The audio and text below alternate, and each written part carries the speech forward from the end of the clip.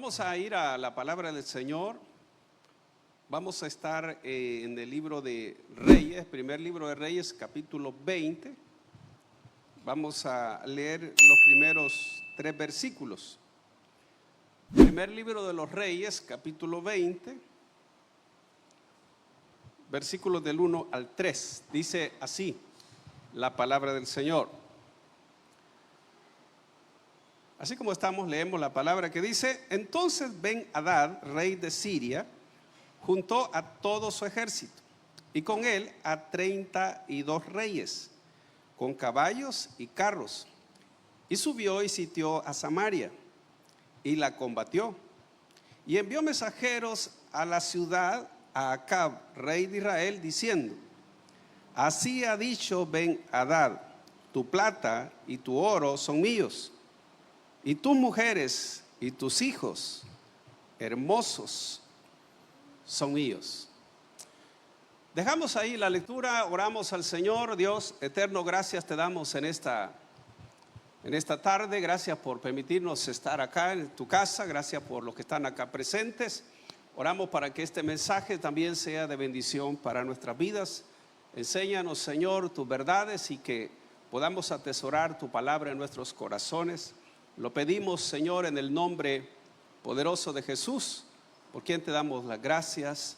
Amén y amén. He titulado el sermón de esta noche: cuando Dios interviene a tu favor. En este capítulo encontramos nosotros cómo el rey Ben-Hadad, que era el rey de Siria, dice la escritura que reúne a 32 reyes para venir a combatir a Samaria.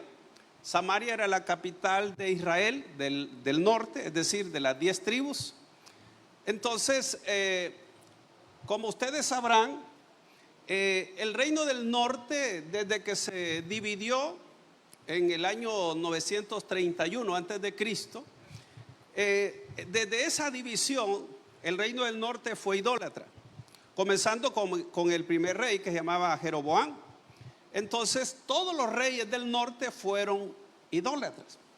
Y aquí estamos en el capítulo 20, y en el capítulo 18 de este mismo libro encontramos cuando Elías reunió a todos los profetas de Baal en el monte Carmelo. Y ahí usted sabe, ¿verdad?, que hizo que descendiera fuego del cielo y mató a todos los profetas, de hecho los de Baal y los de Acera. Entonces solo un capítulo intermedio y viene Dios aquí, una intervención, óigame, a favor de su pueblo. Es decir que recién atrás había pasado lo de los Baales, donde Dios demostró que Jehová era Dios y el pueblo dijo: Jehová es Dios. Entonces, en este capítulo 20, un capítulo después de lo que les menciono, aparece esta escena donde el rey de Siria, porque está Asiria y está Siria, en este caso era Siria. El rey de Siria, comandado por Ben-Hadad, que era su rey, por supuesto, traía a 32 reyes. Y cuando habla que traía 32 reyes, eso significa que esos reyes venían con su gente también. Y oiga, venía a combatir a Samaria. Entonces, los versículos que leímos, que quiero que le demos una media mirada nuevamente para que tengamos la idea de qué se trata. Vea usted nuevamente el versículo 1 del capítulo 20, que dice: entonces Ben-Hadad, rey de Siria, juntó a todo su ejército y con él a 32 reyes, con caballos y carros, y subió y sitió a Samaria y la combatió. Y envió mensajeros a la ciudad, a Acab, rey de Israel, diciendo: así ha dicho Ben-Hadad, tu plata y tu oro son míos, y tus mujeres y tus hijos son míos. Entonces vemos nosotros cómo, imagínense, sitian a Samaria, que es una de las estrategias que tenían los reyes de ese entonces, de rodearla y no dejar que nadie entrara, nadie salía. Y por supuesto era para combatirla. Entonces, y mire lo primero que le manda a decir: que su oro, su plata, sus mujeres y sus hijos hermosos eran de él. En otras palabras, yo quiero que me los entregues. Y imagínese usted qué cosa más tremenda, ¿no? Y este rey, hablando de Acab, era un gran idólatra. Usted recuerda que la esposa de Acab era Jezabel. Todos ellos, incluyendo Acab y los reyes antecesores de Acab, todos fueron idólatras. Igualmente el pueblo. Entonces, vemos que en el versículo 4, ¿cuál fue? Mire la respuesta acá, versículo 4, dice: y el rey de Israel respondió y dijo: como tú dices, oiga, rey, señor mío, soy tuyo y todo lo que tengo. ¿Qué le parece, amado, que al rey enemigo le dice: rey, señor mío, todo lo que yo tengo es tuyo? Como que dice, puedes tomarlo. Ahora, piense usted en una situación así, ¿qué tan difícil podría encontrarse? Ahora, el detalle es que la Biblia dice, amado, que el rey cambió con la respuesta que le dio a los mensajeros, y cambió todavía, exigió algo más. Si usted ve el versículo 5, mire lo que dice el 5. Volviendo los mensajeros otra vez dijeron: así ha dicho Ben-Hadad, yo te envié a decir, tu plata y tu oro y tus mujeres y tus hijos me darás. Además, mañana a estas horas enviaré yo a ti mis siervos, los cuales registrarán tu casa y las casas de tus siervos, y tomarán y llevarán todo lo precioso que tengas. Entonces quiere decir que cuando él cedió el hecho de entregar su oro, sus hijos, sus mujeres, hoy le exigió que le diera también lo de los siervos. Los siervos eran todas aquellas personas de confianza que el rey tenía. En otras palabras, no se conformaron con lo que el rey tenía, sino que estaban pidiendo a las personas que estaban bajo la autoridad del rey Acab, para que entregaran a sí mismos sus tesoros y todo lo que tenían. Ahora bien, tanto el rey de Israel como el pueblo no aceptó. En este punto le dijo: bueno, yo estoy de acuerdo con lo primero, le dice Acab, pero no con esto segundo. Y entonces el rey le mandó a decir que entonces los iba a destruir. Ahora imagínese usted en una situación donde no hay un Dios a cual ellos invocaran, porque uno no puede ver aquí que Acab invocara a Dios, le pidiera ayuda a Dios. De hecho, Acab no tenía ¿cómo puedo decir? Esa confianza para decir: Dios aquí me va a ayudar. No vemos que el rey Acab pidiera la ayuda a Dios.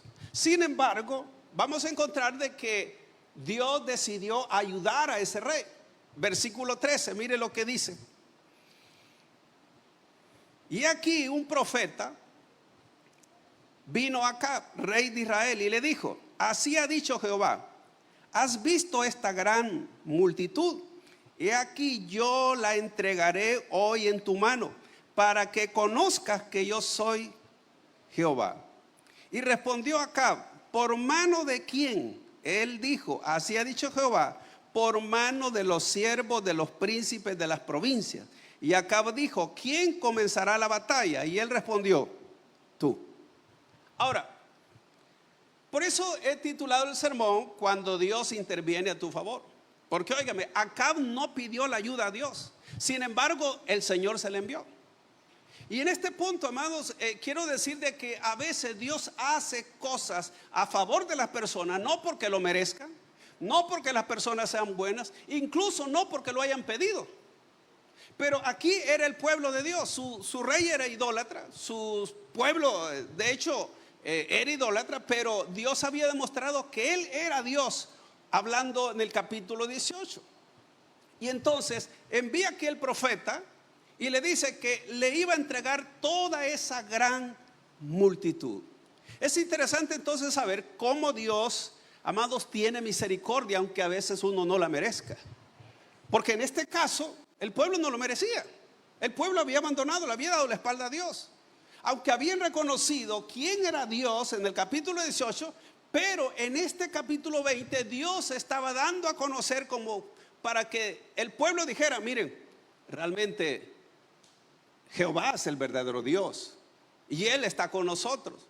Entonces hay cosas que Dios hace, lo hace, amados, porque Él es misericordioso, porque Él es bueno y también porque Él quiere que las personas reconozcan que Él puede hacer cualquier cosa imposible posible. Porque imagínense ¿qué tenía aquí el rey para poder ganar una victoria, amado? ¿Cómo podía? Venían 32 reyes contra él. Y el ejército del rey de Israel no era numeroso. Ahora bien, una de las cosas que yo puedo ver acá, que incluso el rey Acab no dudó, no puso en duda lo que Dios le dijo. Fíjese que el rey no comenzó a decir, bueno, ¿será que Dios me va a ayudar? No, él creyó a la palabra del profeta. Y todavía le dijo, ¿cómo lo voy a hacer? ¿Quiénes van a ir? ¿Quién va a comenzar primero? Y así recibió las instrucciones. Y es que a veces, hermanos, Dios tiene instrucciones precisas cuando hay algo que tenemos que hacer. Entonces, mire lo que dice el versículo 15. Entonces él pasó revista a los siervos de los príncipes de las provincias, los cuales fueron 232. Y luego pasó revista a todo el pueblo, a todos los hijos de Israel, que fueron 7,000. Ahora piense usted cuánto era el ejército. Tenía él 232 siervos que eran los jefes de las provincias, y luego dice tenía un ejército de 7,000 personas. Ahora, un ejército así era muy pequeño con respecto a 32 reyes que venían para combatir o que habían sitiado a Samaria. Entonces eso significa que necesitaban la ayuda de Dios para que pudiesen ganar esa batalla. Y amados, yo no sé, pero Dios a veces acude a ayudar a las personas aunque no lo merezcan. Pero lo hace, amado, por misericordia. Lo hace porque en verdad Él quiere que su pueblo conozca quién es. Y mire lo que dice el versículo 20. Y mató cada uno al que venía contra él, y huyeron los sirios, siguiéndolos los de Israel. Y el rey de Siria, Ben-Hadad, se escapó en un caballo con alguna gente de caballería. Y salió el rey de Israel e hirió la gente de a caballo y los carros, y deshizo a los sirios, causándoles gran estrago. Eso quiere decir, amados, que cuando Dios está con uno, no hay nada que lo pueda vencer. Y óigame, no hay ejército grande. Por eso es que David podía tener incluso esa fe, que no importa quiénes vinieran, pero si Dios estaba a su favor, la victoria estaba asegurada. Entonces, imagínense acá cómo este rey, amados, le ganó a un gran ejército, que dice lo deshizo, y solo, amados, pudo huir el rey Ben-Hadad, el de Siria, con un poco de gente. Y los demás, amados, los demás reyes fueron terminados por el ejército de Israel. Entonces, quiere decir que a veces Dios da victoria que tal vez no merecemos, o ayuda que tal vez, amados, lo hace por pura gracia. Entonces, Dios, amados, actúa no por méritos, porque aquí no había ningún mérito para el pueblo de Israel. Entonces, no necesitamos, amados, ser perfectos o altamente espiritual para que Dios intervenga. Su gracia se manifiesta frecuentemente cuando menos nosotros lo merecemos, o cuando menos pensamos. Entonces, así que lo que hizo el rey fue obedecer a Dios. Y óigame, es una cosa bien importante, obedecer a lo que Dios dice, y de esa manera vamos a tener su respaldo acá.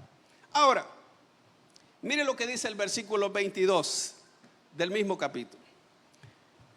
Vino luego el profeta al rey de Israel y le dijo: ve, fortalécete y considera, mira lo que hagas, porque pasado un año el rey de Siria vendrá contra ti. Amados, si alguien ha pasado a veces una aflicción, una mala temporada, una prueba, una tribulación, no significa que ya no vendrá. Y óigame, Dios conoce las cosas. Imagínense, le dice: mira, pasado un año, le dice, el rey de Siria va a venir. ¿Sabe por qué? Porque no se había quedado tranquilo con la derrota que había llegado. Y amados, y es que uno a veces debe de estar preparado incluso para esos momentos difíciles. Y lo que le estaba diciendo el profeta era que se preparara, porque cuando viniera otra vez el rey de Siria, tenía que enfrentarlo. En otras palabras, él debía de buscar la ayuda de Dios, debía de ponerse a cuentas con Dios, para que cuando viniera, igualmente Dios estuviera con él. Pero fíjense, amados, que hay algo que pasó antes de que viniera la siguiente batalla. Mire el versículo 23. Mire lo que dice el 23. Y los siervos del rey de Siria dijeron: sus dioses son dioses de los montes, por eso nos han vencido. Mas si pelearemos con ellos en la llanura, se verá si no los vencemos. Haz pues así: saca a los reyes cada uno de su puesto y pon capitanes en lugar de ellos. Y tú fórmate otro ejército como el ejército que perdiste, caballo por caballo y carro por carro. Luego pelearemos con ellos en campo raso y veremos si no los vencemos. Y él les dio oído y lo hizo así. Óigame, amados, en este caso, como que el rey, oiga, pensando que el Dios de Israel eran dioses como los que ellos tenían, él les dice: mira, es que los dioses de Israel son dioses de los montes, pero no de campo raso, no de llanuras. Por eso que nos ganaron. Ahora le dice: vamos a pelear en la llanura, y entonces vamos a ver en verdad si ese es un Dios que le va a dar la victoria, sí. Y óigame, y hay cosas que Dios las escucha, porque uno piensa, amados, que Dios no sabe incluso los pensamientos de las personas. Mire, amados, que cuando ellos dijeron así, dice la escritura, amados, que bueno, sucedió lo siguiente. Mire el versículo 28. Vino entonces el varón de Dios al rey de Israel y le habló diciendo: así ha dicho Jehová, por cuanto los sirios han dicho: Jehová es Dios de los montes y no Dios de los valles, yo entregaré toda esta gran multitud en tu mano, para que conozcáis que yo soy Jehová. Óigame, mire, amados, como ellos tuvieron de menos a Dios, dijeron que Dios era Dios de los montes. Entonces le dijo Dios al pueblo: hoy se van a dar cuenta estos que no solo soy Dios de los montes. Quiere decir, amados, que Dios es poderoso para ganar cualquier batalla en cualquier lugar. ¿Sabe por qué? Porque para él no hay nada difícil. Mientras que los hombres pensaban que Dios era Dios de los montes y no Dios de la llanura, entonces Dios dijo: miren, hoy van a darse cuenta que tanto peleo en los montes como peleo en las llanuras. Y mire, amados, que dice la escritura que se fueron a la batalla. Versículo 29. Mire lo que dice el 29. 7 días estuvieron acampados los unos frente a los otros, y al 7º día de la batalla, y los hijos de Israel mataron de los sirios en un solo día 100,000 hombres de a pie. ¿Qué le parece? Óigame, amados, eso quiere decir de que cuando Dios está al lado de alguien, la victoria es asegurada. No importa que tan grande sea el ejército. Óigame, amados, para que en ese tiempo 100,000 personas muriesen en un solo día, era una gran carnicería, amados. 100,000. No dice la cantidad del ejército de Israel. De hecho, no tenía esa misma cantidad que tenía el rey de Siria. Entonces, óigame, vencen, amados, 100,000 hombres de a pie. Pero oiga esto, versículo 30. Los demás huyeron a Afec, a la ciudad, era una ciudad cerca, y el muro cayó sobre 27,000 hombres que habían quedado. También Ben-Hadad vino huyendo a la ciudad y se escondía de aposento en aposento. Ahora, mire, amados, aquí puede ver que hay cosas que Dios interviene sin que el hombre haga nada. Óigame, no sé cómo pasó, pero dice que el muro de la ciudad cayó, amado. Y oiga, les cayó a 27,000. ¿Qué le parece? Como huyeron y se fueron a la ciudad, ¿cómo es posible que un muro se pudiese caer a 27,000 personas? ¿Qué le parece? Eso significa que Dios interviene a veces sin la ayuda del ser humano. Dios lo hace. Y es aquí donde vemos, amados, que dice que, óigame, Israel mata a 100,000 y el muro mata a 27,000. ¿Cuántos son 27,000 personas? Imagínese usted, 127,000 en un solo día. Ahora, me llama mucho la atención, ¿verdad?, de cómo Dios realmente ayuda a su pueblo, aunque el pueblo no clamara a Dios. Yo encuentro en la Biblia, amados, incluso que Dios ha socorrido y ha ayudado a personas. Y hay muchos que piensan que fue que suerte, que no sé, algo más pasó, pero no ven la mano de Dios. Yo no sé si alguna vez usted ha visto la mano de Dios, aún sin que usted pida, y ha visto cómo Dios ha intervenido, cómo Dios ha obrado. Pero sí le digo, tenemos un Dios misericordioso. En el Nuevo Testamento encontramos ejemplos de eso. Uno de ellos es cuando Jesús llegó a una de las sinagogas y dice que una mujer estaba encorvada, tenía 18 años de estar encorvada, porque un mal espíritu la tenía así. Y vino Jesús y la enderezó, la sanó. Y la mujer no le pidió a Jesús. Jesús llegó exclusivamente para sanar a esa mujer.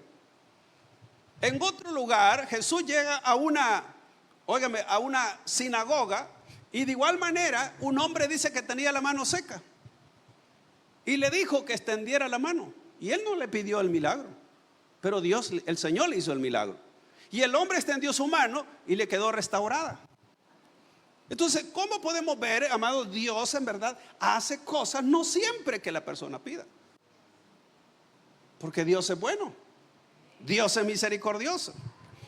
Entonces, en este caso, Dios defendió su nombre, porque ellos dijeron, Dios no es Dios de los valles, solo de los montes. Entonces le dijo, mire, les voy a demostrar que no soy solo de los montes, también soy Dios de los valles, porque Dios es Dios en todo lugar, amados.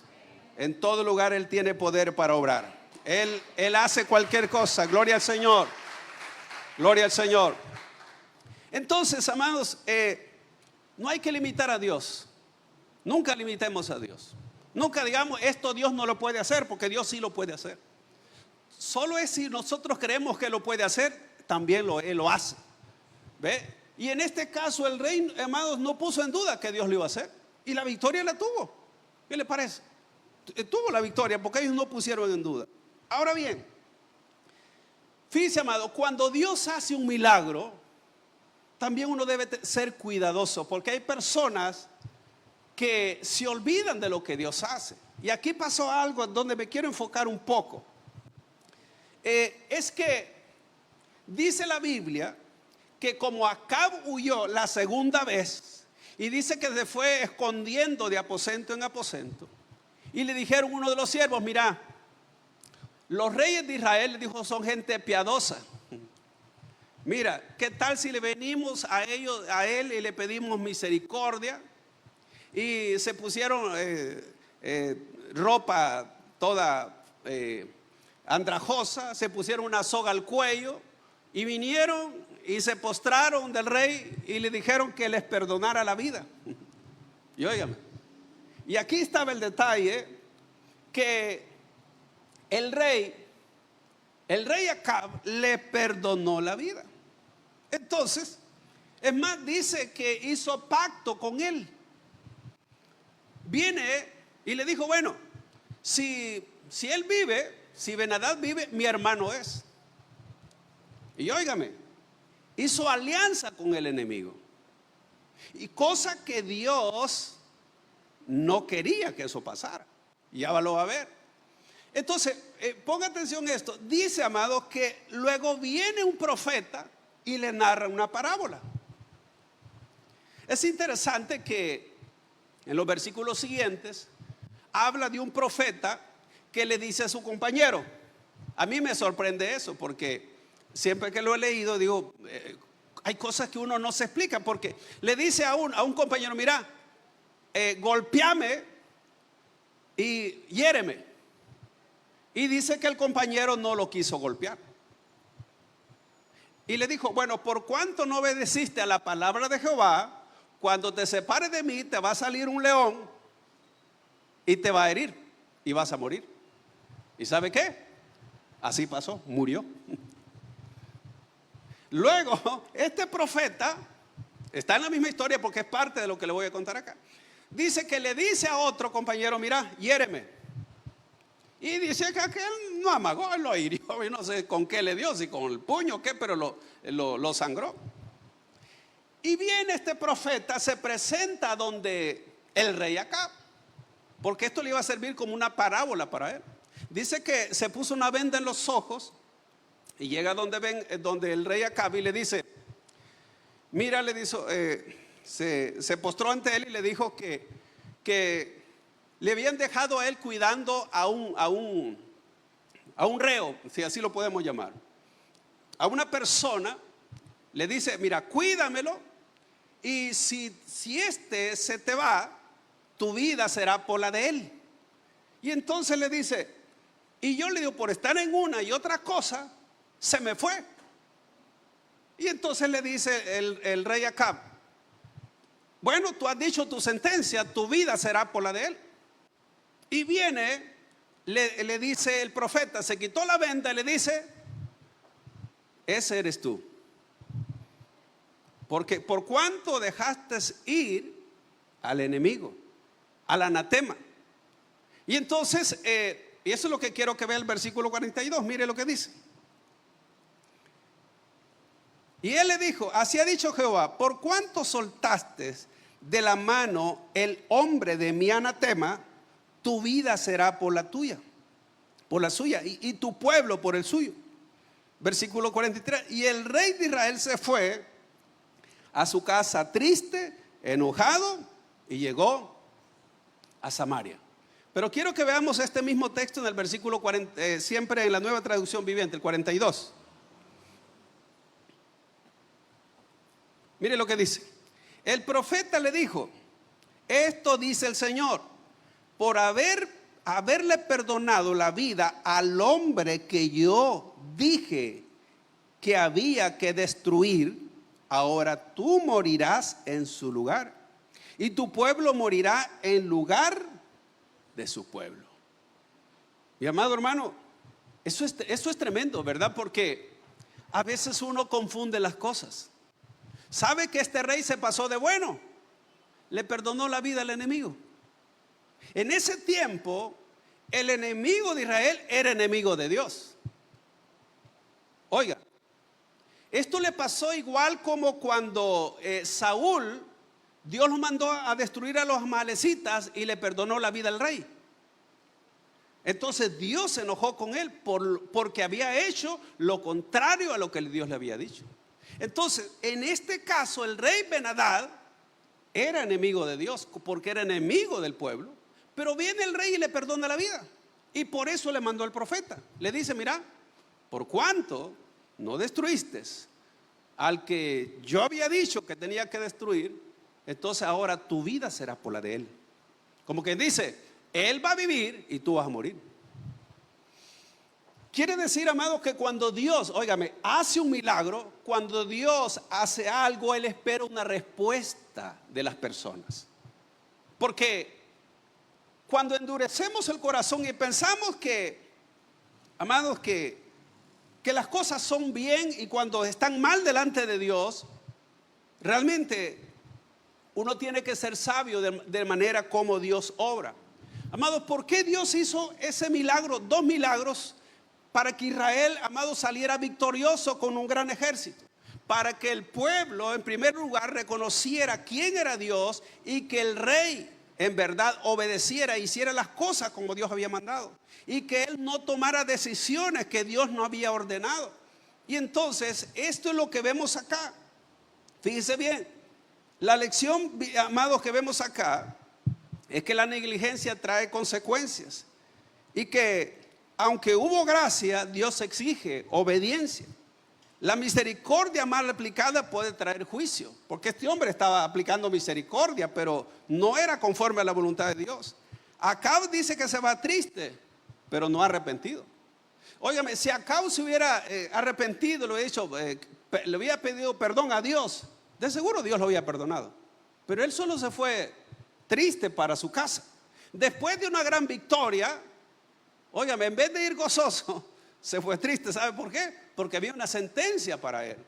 Entonces, las oportunidades que Dios, amados, da, deben llevarse, amados, a una obediencia total, no a un compromiso superficial. No podemos, amados, hacer alianzas con lo que Dios ha condenado.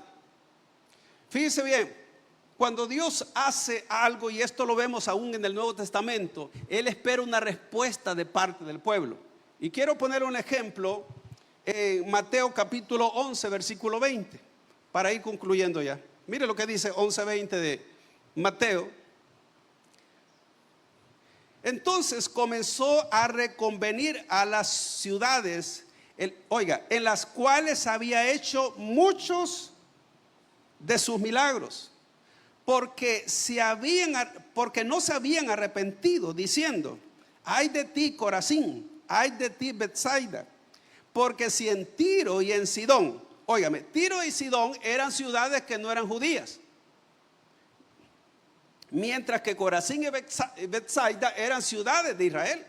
Entonces el Señor les dice: porque si en Tiro y Sidón se hubieran hecho los milagros que han sido hechos en vosotros, tiempo ha que se hubieran arrepentido en silicio y en ceniza. Oiga, detengámonos acá.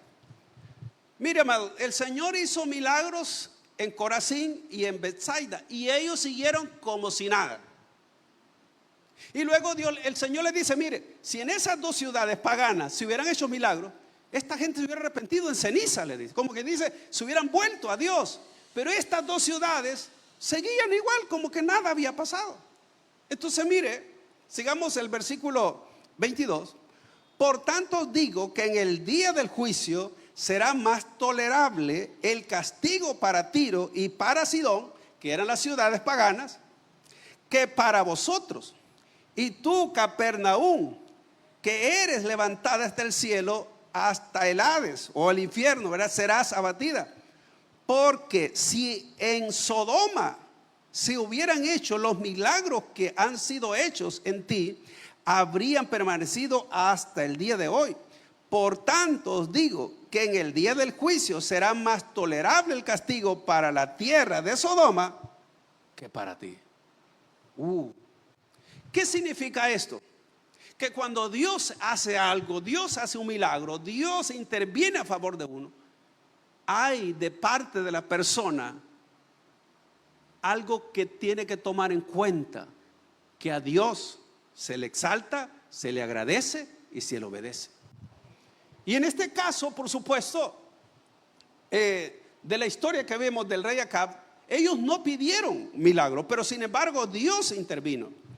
Y aquí Jesús le estaba diciendo a estas ciudades: Ellos seguían iguales, amado.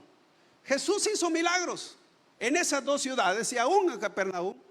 Y la gente, amado, para nada. En otras palabras, el Señor esperaba que al hacer esos milagros, las personas se volvieran a Dios, pero siguieron igual.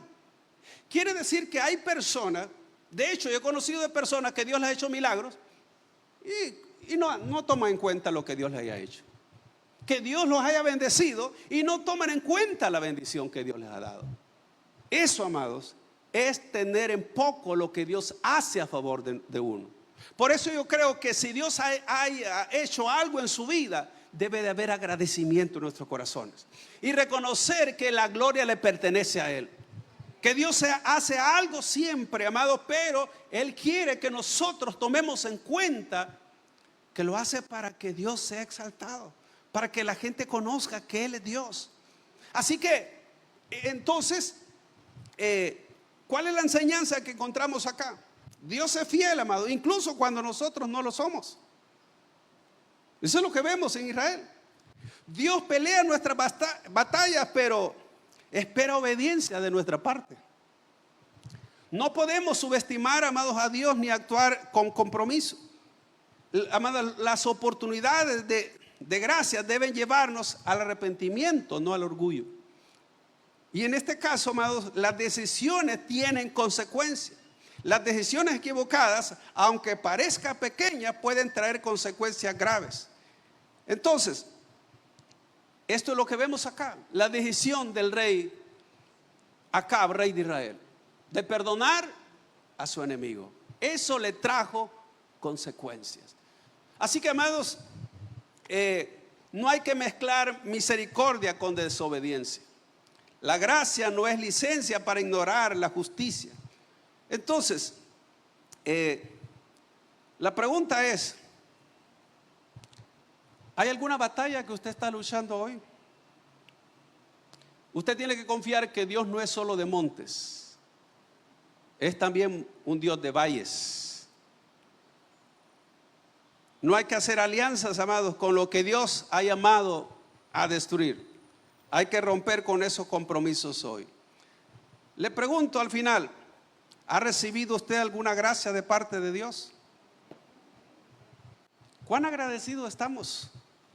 ¿Y cuán comprometidos estamos con Dios? Porque esto es lo que vemos acá. Este rey solo recibió el favor, recibió el respaldo, la ayuda de Dios, pero él no supo honrar a Dios. Él no supo agradecer a Dios. Se volvió bueno en lo que tenía que ser una persona correcta, una persona justa. Cuando en verdad, amado, perdona la vida del enemigo, estaba echando por tierra lo que Dios le había entregado en sus manos. Así que puedo decirle, Dios es misericordioso, pero a veces Dios actúa de una forma fuerte también. Y por eso, amados, no podemos jugar con la misericordia de Dios. Dios en verdad decide bendecirnos, ayudarnos, y a veces no porque lo merezcamos, no porque seamos buenos, es porque Él es bueno, es porque su misericordia es para siempre, es porque Dios nos ama y es porque quiere que reconozcamos que Él lo puede hacer todo. Así que Dios nos puede sacar de cualquier situación, amados, y a veces, aunque no le pidamos, Él lo puede hacer, para que siempre le demos la gloria que Él se merece. Hemos llegado al final de este mensaje. Si usted no ha recibido a Jesucristo como su Señor y Salvador personal, o usted se ha alejado de los caminos de Dios y desea reconciliarse, yo le hago la invitación para que en esta oportunidad reciba a Cristo. ¿Y cómo lo va a hacer? Repitiendo conmigo la siguiente oración. Señor Jesús, yo te recibo hoy como mi único Salvador personal. Creo que eres Dios, que moriste en la cruz por mis pecados y que resucitaste al tercer día. Me arrepiento, soy pecador. Perdóname, Señor. Doy gracias al Padre por enviar a su Hijo a morir en mi lugar. Gracias, Jesús, por salvar mi alma hoy. Amén. Si usted ha hecho esta oración, yo le invito para que se congregue en una iglesia donde se predique el Evangelio de Jesucristo. Que usted pueda también leer la palabra de Dios para que tenga mayor conocimiento de Él y pueda orar. Orar es platicar con Dios. Y si no, le invitamos a nuestra iglesia, el Tabernáculo de Restauración, acá en Soyapango, con nuestros horarios de día domingo, 8 y 10, y día viernes a las 6 de la tarde. Todos serán bienvenidos. Que Dios les bendiga.